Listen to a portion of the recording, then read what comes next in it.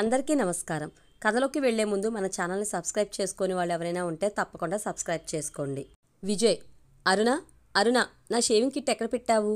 అరుణ, అబ్బా అక్కడే పెట్ట చూడండి, మీ బ్యాగ్ పక్కనే. విజ్జు, మరి నా గోల్డ్ వాచ్ ఎక్కడ పెట్టావు? అరుణ, అది మీ బ్యాగ్లోనే పెట్టేశా. విజ్జు, మరి లాస్ట్ మంత్ నేను కొనుక్కున్న light blue colour shirt?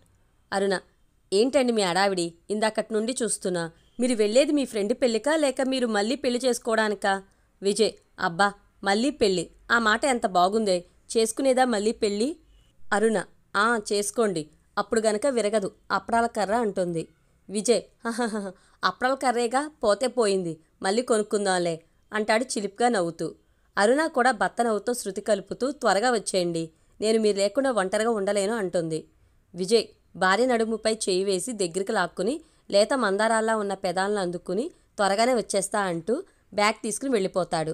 Vijay bus ఎక్కి సీట్ చూసుకుని కూర్చుని ఫోన్ తీసి అందులో డిగ్రీ ఫ్రెండ్స్ గ్రూప్ తీసి నేను స్టార్ట్ అయ్యాను, ఇప్పుడే బస్సు ఎక్కాను అని మెసేజ్ పెట్టి యూట్యూబ్ ఓపెన్ చేసి తనకి ఇష్టమైన ఇళయరాజా పాటలు ఇయర్ ఫోన్స్ పెట్టుకుని వింటూ ఉంటాడు. ఇంతలో టూయ్ మెసేజ్ బీప్ సౌండ్స్ రావడంతో వాట్సాప్ ఓపెన్ చేసి చూస్తాడు. ఫ్రెండ్స్ గ్రూప్లో ఒకటే మెసేజెస్ వస్తూ ఉంటాయి. ఏరా రాను అన్నావు, ఇప్పుడు ఎలా వస్తున్నావని ఒకడు, ఆఫీసు బొంగు భోషణ అన్నావు, ఇప్పుడు లేదా ఆఫీస్ అని మరొకడు, అర్థమైంది లేరా అని మరొకడు, ఏమర్థమైందిరా అని ఇంకొకడు. ఇలా వరుసగా మెసేజెస్ వస్తున్నాయి.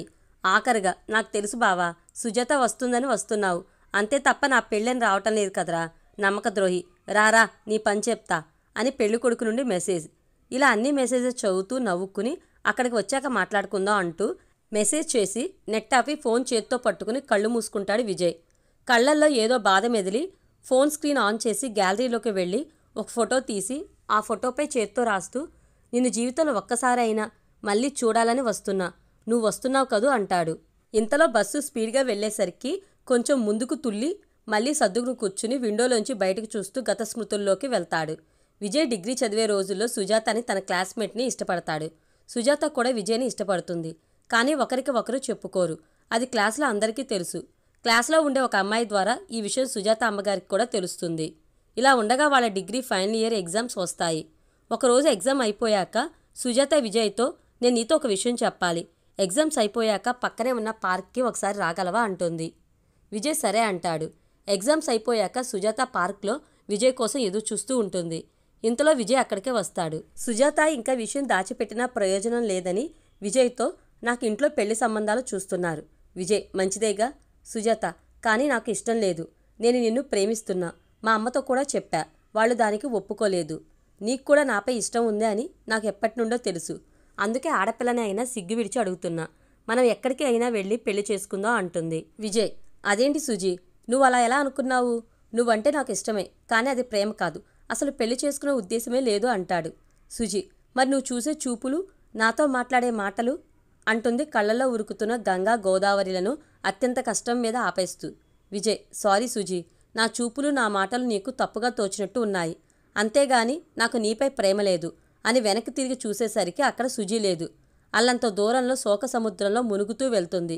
విజయ్ నిలబడిన చోట కూలబడిపోయి, సారీ సుజీ, నీకు అబద్ధం చెప్పా, నువ్వంటే నాకు పిచ్చి ప్రేమ, కానీ నా ప్రేమ నీకు ఆకలి తీర్చదు, నీకొక మంచి లైఫ్ కూడా ఇవ్వదు. కానీ మీ అమ్మగారు చెప్పినట్టు ఆ అమెరికా సంబంధం పెళ్ళికొడుకు నిన్ను సుఖంగా చూసుకుంటాడు, నీకు ఏ లోటు లేకుండా చూసుకుంటాడు, పైగా నాతో వచ్చేస్తే నీ కుటుంబానికి దూరం అవుతావు, అదే ఆ అబ్బాయిని చేసుకుంటే నీ వారు నీ దగ్గరే ఉంటారు అంటూ గుండెలు అవిసేలా ఏడుస్తూ ముందు రోజు జరిగిన విషయం గుర్తు తెచ్చుకుంటాడు.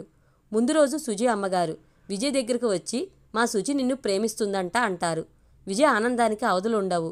ఇంతలో ఆమె, మా సుజీ నిన్ను పెళ్లి చేసుకుంటే అది ఆనందంగా మాత్రమే ఉంటుంది, అదే మేము తెచ్చిన అమెరికా సంబంధం చేసుకుంటే అది సుఖంగా సంతోషంగా ఉంటుంది, పైగా నీతో అది లేచిపోతే మా ఆయన పరువు పోయిందని దాన్ని చంపే రకం కాదు, తనను తాను చంపుకునే రకం, ఇది నేను దానికి కూడా చెప్పవచ్చు, కానీ అది వినే పరిస్థితుల్లో లేదు, అందుకే నీకు చెప్తున్నా, నువ్వంటే నాకు అయిష్టత లేదు, అలాగని ఇష్టత లేదు, మీ కులం వేరు మా కులం వేరు, పైగా అంతస్తులు కూడా వేరు, నిన్ను చిన్నప్పటి నుండి చూస్తున్న దాన్ని, నీకు మంచి ఏదో చెడు ఏదో తెలుసు అని అనుకుంటున్నా, చివరిగా ఒక మాట, నీ తల్లి లాంటి దాన్ని అడుగుతున్నా, నా తాలిని నాకు దూరం చేయకు అంటూ ఏడుస్తూ అక్కడి నుండి వెళ్ళిపోతారు.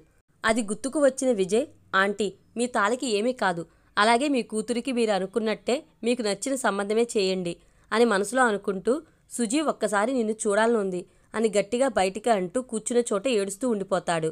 బస్సు కుదుపుల వల్ల గత జ్ఞాపకాల నుండి బయటకు వస్తాడు. ఇంతలో భార్య అరుణ నుండి ఫోన్ రావడంతో ఎత్తి చెప్పరా అంటాడు. అరుణ, ఎక్కడి వరకు వెళ్ళారు? విజయ్, ఆల్మోస్ట్ వచ్చేసినట్టు ఉన్నా. అరుణ, అక్కడికి వెళ్ళాక నన్ను మర్చిపోకండి, నాకు అప్పుడప్పుడు కాల్ చేయండి అంటుంది. విజయ్ నవ్వుతూ సరే బాయ్ అని ఫోన్ పెట్టేసి అరుణ పరిచయం గుర్తు తెచ్చుకుంటాడు.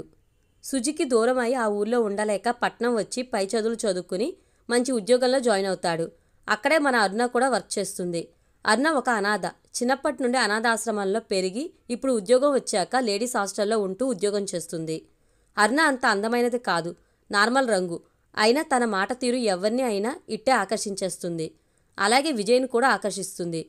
అసలు జీవితంలో పెళ్ళే వద్దు అనుకునే విజయ్ అరుణపై ఇష్టాన్ని పెంచుకుని పెద్దలతో చెప్పి పెళ్లి చేసుకుంటాడు.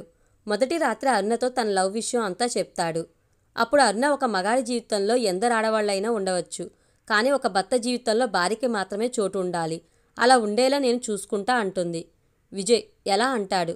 అరుణ ఇలా అంటూ విజయ్ గుండెలపై పడుకుని నీ ప్రేమని మరిచిపోయేంత ప్రేమని నేను పంచి అంటూ బుగ్గను కొరుకుతుంది. విజయ్ రాక్షసి నిన్ను అంటూ అరుణని చుట్టేస్తాడు. అలా అప్పటి నుండి ఇప్పటిదాకా అరుణ విజయ్ మనసును ఆక్రమించుకుంది. కానీ వారం క్రితం విజయ్ డిగ్రీ ఫ్రెండ్ తన పెళ్లి కార్డు ఇచ్చి తప్పకుండా రావాలని చెప్తూ సుజాత ఇక్కడే ఉందంట, పెళ్లికి తను కూడా వస్తాను అన్నది అంటాడు.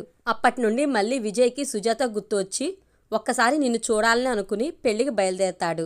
ఇంతలో స్టాప్ రావడంతో విజయ్ బస్సు దిగి ఆటో చూసి పెళ్లి మండపానికి వెళ్తాడు.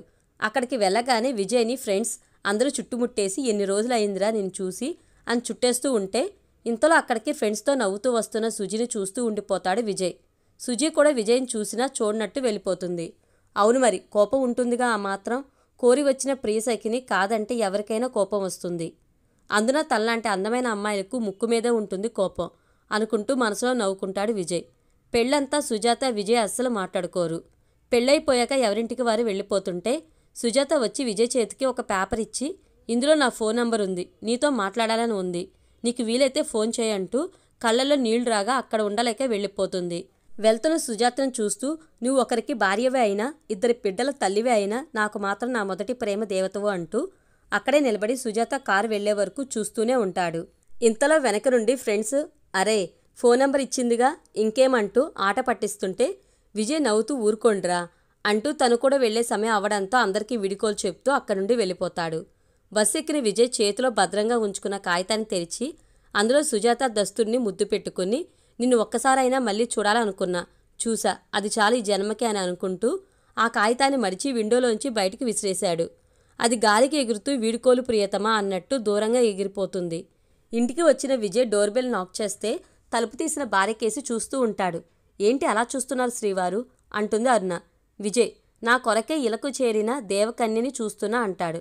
అరుణ భర్త తలపై చేయి వేసి జుట్టంతా చేత్తో పాముతూ మీకు బాగానే ఉందా, లేక తలకి దెబ్బ ఏమైనా తగిలిందా అంటూ జుట్టంతా వెతుకుతుంది దెబ్బ కోసం. విజయ్ భార్య అమాయకత్వానికి నవ్వు వచ్చి నాకేమీ అవలేదురా, ఎందుకో నిన్ను చూసి 2 రోజులైంది కదా అందుకే అంటాడు నడుము మీద చేయి వేసి దగ్గరకు లాక్కుంటూ. అరుణ అబ్బా వదలండి, ఇంటి బయట ఏంటి మీ వేషాలు అంటుంది కొంచెం సిగ్గుపడుతూ. విజయ్ ఓ అదా నీ బాధ అంటూ అరుణని 2 చేతులతో ఎత్తుకుని అయితే ఇక్కడ వద్దులే అంటాడు లోపలికి తీసుకువెళ్తూ. అరుణ సిగ్గుల మొగ్గే భర్త గుండెల్లో ఒదిగిపోతుంది. మొదటి ప్రేమని మర్చిపోవడం అంత సులభం కాదు, కానీ అదే గుర్తు పెట్టుకుని ఉండకుండా జీవితంలో ముందుకు వెళ్ళాలి, అదే జీవితం. ముక్కుసూటిగా ఎటువంటి ప్రలోభాలకు లొంగకుండా ఉన్నవాడే అసలైన మనిషి. ఆ దేవుడు మన కోసం పుట్టించిన వారిని మన దగ్గరికి తప్పకుండా చేరుస్తాడు. ఈ వీడియో కనుక మీకు నచ్చినట్లయితే లైక్ చేయండి, షేర్ చేయండి. మరిన్ని ఇంట్రెస్టింగ్ వీడియోస్ కోసం మన ఛానల్ తప్పకుండా సబ్స్క్రైబ్ చేసుకోండి. Thank you.